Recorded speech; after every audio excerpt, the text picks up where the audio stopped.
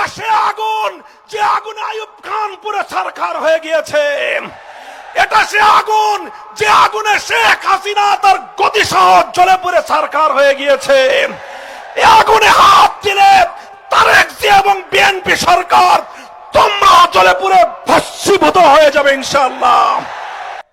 একদিকে বাংলাদেশটাকে তলাবিহীন ঝুড়িতে পরিণত করেছিলেন, আরেকদিকে দৃশ্যমান পদ্মা সেতু আর মেট্রো রেলের মতো কিছু বড় বড় প্রকল্প বাস্তবায়ন করে মনে করেছিলেন বাংলাদেশের মানুষ বুঝি তার এই প্রতারণা বুঝতে পারবে না। কিন্তু বাংলার মানুষ তাদের সম্মান চেয়েছিল, বাংলাদেশের মানুষ তাদের অধিকার চেয়েছিল, বাংলাদেশের মানুষ ভোটাধিকার প্রয়োগ করতে চেয়েছিল, বাংলাদেশের মানুষ তাদের ক্ষমতার মসনদে তাদের ভোটের মাধ্যমে যোগ্য প্রতিনিধি নির্বাচন করতে চেয়েছিল।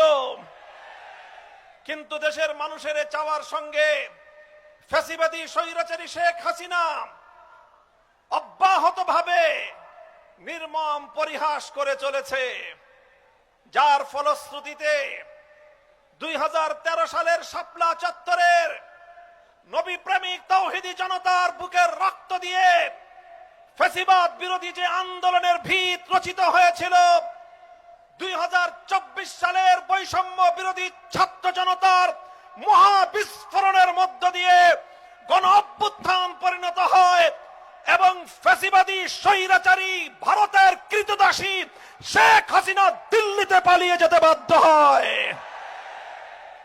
আমরা লক্ষ্য করতে পারছি বর্তমান সরকারের কাঁধে আবার নতুন করে ভূত সওয়ার হয়েছে। এটা হলো সেই শেখ হাসিনার ভূত, এটা হলো আবার সেই আওয়ামী লীগের ভূত। জনগণের ভোটাধিকারের সঙ্গে পরিহাস করবার এক অবিবেচনা প্রসূত এক ভূত আবার নতুন এই সরকারের কাঁধে সওয়ার হয়েছে। আমরা বিগত অন্তর্বর্তীকালীন সরকারের আমলে সকল রাজনৈতিক দলগুলো ঐক্যবদ্ধ হয়ে 2024 জুলাই বিপ্লবের ভিত্তিতে নতুন বাংলাদেশ গড়বার জন্য যে ঐতিহাসিক রাজনৈতিক ঐক্যমত্য প্রতিষ্ঠা করা হয়েছিল, সেখানে অঙ্গীকার ছিল জুলাই বিপ্লবের আকাঙ্ক্ষা বাস্তবায়ন করা হবে।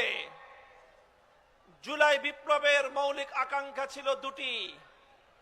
এক নম্বর আকাঙ্ক্ষা ছিল বৈষম্য বিলোপ করা, জুলাই বিপ্লবের 2 নম্বর আকাঙ্ক্ষা ছিল ফ্যাসিবাদের রাস্তা বন্ধ করা।